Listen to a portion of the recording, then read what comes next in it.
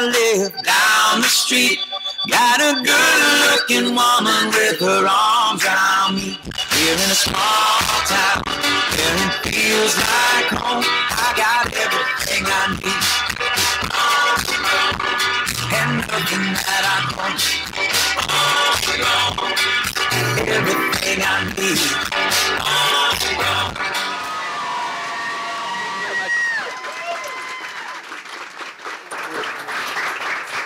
Well, first I want to thank everybody for being here.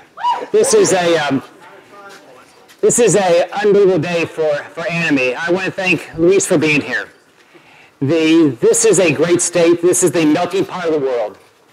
And this state showed up, and we helped Puerto Ricans that came here because the problems that happened after Maria, and we showed up in Puerto Rico.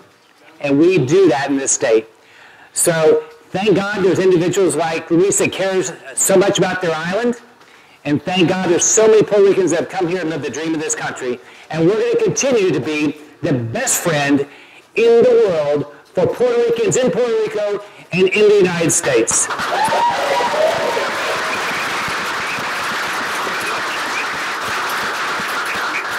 I want to thank Isaac. I want to thank Isaac for putting this together and allowing us to be here today. And I want to just congratulate Isaac and his family and everybody at ODC for what they've done. They are living the dream of this country. The dream of this country is you can start from anywhere. It doesn't matter what zip code you came from. You can do anything in this country. There are so many businesses like Isaac's that are prospering because of what we've done over the last 7 years to make this the place that business can succeed better than anywhere in the world. You heard what Isaac said. They've grown the number of employees, which is very important to me, especially if you run on a jobs platform. They've got offices around the state. So let's give a big round of applause to Isaac, his family, his partners, and everybody here. Thank you.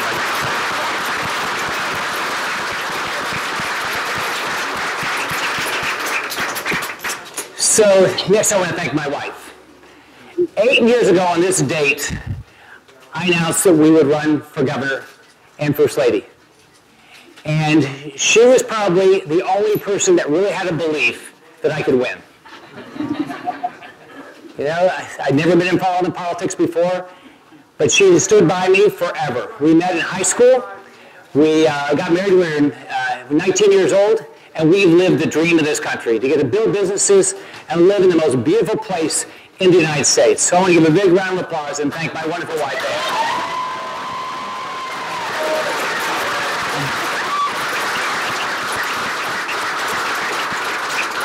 So 8 years ago today, I announced I was going to run for governor. What did the naysayers, the critics immediately say? A business guy with no background in government has no chance to run this state. There's no chance they can turn this state around. I ran on a campaign of 700,000 jobs over 7 years, and why? This state had lost over 800,000 jobs in 4 years. We still had this beautiful weather, but we increased regulations, we increased taxes on people in this state, but we stopped it. We've now, you, business people, job creators, have added 1.5 million jobs almost.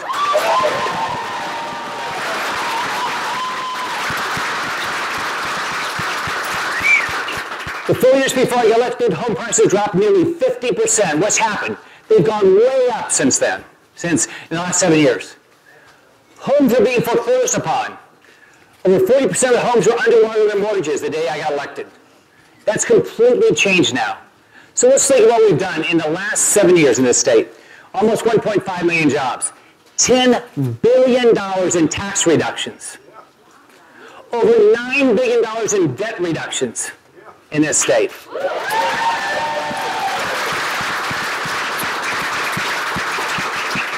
We've cut regulations. We've streamlined the permitting process. We've had over a 40% increase in tourism just in 7 years.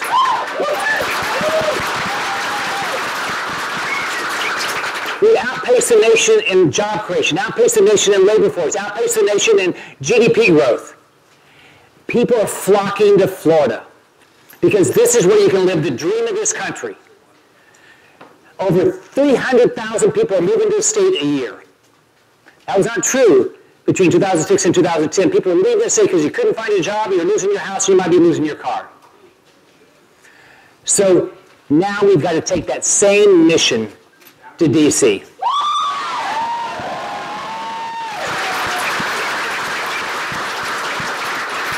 We've got to take that same can-do attitude that it doesn't matter what the naysayers say. It doesn't matter what the critics say. If you ignore them, think of what you can accomplish. So today, with my wife by my side, I'm announcing I am running for the U.S. Senate for the great state of Florida.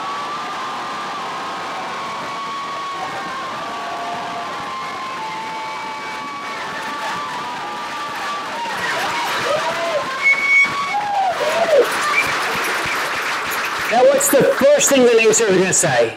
You can't fix Washington. One person out of 100 in the Senate, oh, you can't make any change. They told me that when I went to Tallahassee. And you showed them. Yep. They told me that when I was in business. You couldn't succeed in business. We can. Now, we have to all acknowledge Washington's a disaster. It's dysfunctional. There's a lot of old tired thinking up there. It's not heading in the right direction. Now, here's what we shouldn't be doing. You know, we shouldn't be sending the same type of people to Washington. We should say, we're going to make change. But we can't sit here and say we're going to do the same thing and we're going to get a different result. I'm not accepting the same result.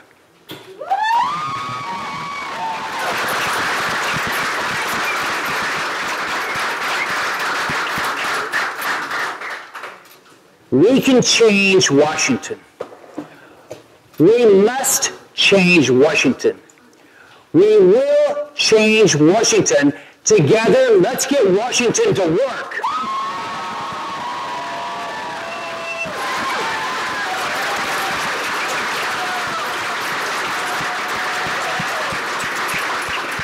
In this campaign, I'm going to put out a variety of policy initiatives. And let's start with the obvious. This concept of career politicians has got to stop. We have to have term limits on Congress. We're not going to see a change in Washington if we have term limits if we don't have term limits on Congress. Think about it. If you travel this country, everybody around the country says, you know, we need term limits. There's one place they say we don't need them. Where's that? Washington, D.C. Because it's the career politicians there that don't want to lose their jobs. We have term limits in this state. We have in most states term limits for governor. We have term limits for president, which we should. Why don't we have it for Congress? The first thing they'll say is, oh, it can't be done. You can't get that done. Well, we've tried that. You can't get it done. We can't think that way. We've got to bring new ideas, fresh thinking, and we've got to change the direction of this country for our benefit, not for the benefit of career politicians in Washington, D.C. Now, here's one thing I learned in Tallahassee. If you go to Tallahassee and you make real change, guess what happens? The political insiders, the first thing they are, they're mad at you.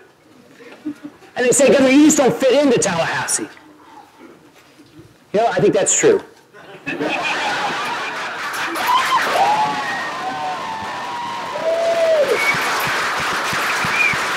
You know, I didn't fit into Tallahassee because I didn't play the insider games. I never intended to fit into Tallahassee, and guess what? I'm not going to fit into Washington either.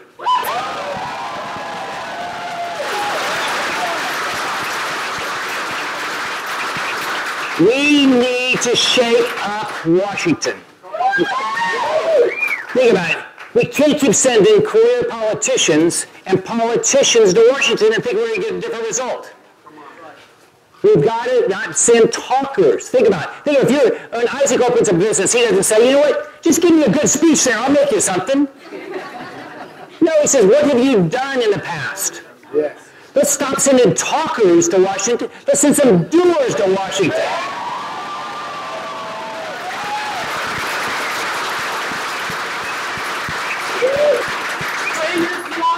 We're going to send doers. We need to send doers to Washington to get to work for us.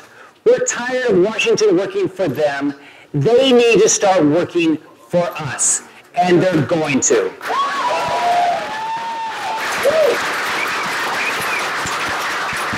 As you know, I ran in 2010, and the first thing people said, well, why do you care so much about jobs? Because all you do is you talk about jobs. 700,000 jobs in 7 years. It's all you do. And since I got elected, they say, all you talk about is jobs. I'll tell you why it's important. I grew up in a family that struggled for money. I watched parents struggle to put food on the table. I watched a dad that lost his car. How do you think his face looked that day? That was going on all across the state in 2010. I grew up in public housing. I don't even know my natural dad. I had a wonderful adopted father that had a sixth grade education that had struggled to put food on the table and get a job. But as you saw the campaign ads in 2010, I had a wonderful mom. She worked her butt off. She had a lot of jobs, and she said, you live in the greatest country in the world. There is no limitation because where you live, there is absolutely no limitation. You can accomplish anything. She said, the deck's stacked against you, but you know what? You can accomplish it here. And I said, you're right. The deck might have been stacked against me growing up, but guess what? I had two things going for me. My mom. She was wonderful. She worked her tail off. She said, work your butt off and anything is possible in this country. And the other one is I grew up in this country.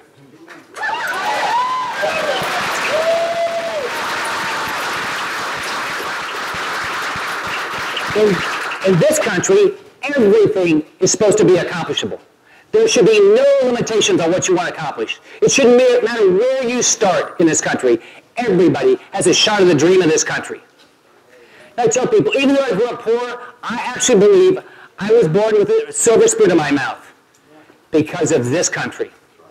Because the choices, the opportunities that I had to make in this country that you couldn't make in any other country. You know, it seems to be fashionable now to attack and badmouth this country. I'm sick of it.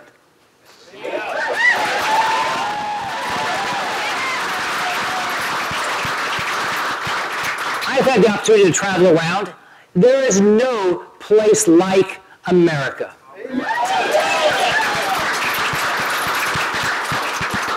And we need to thank God every day for this country and our opportunity to be here.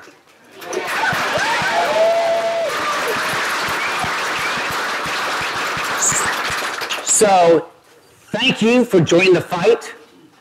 Thank you for being here.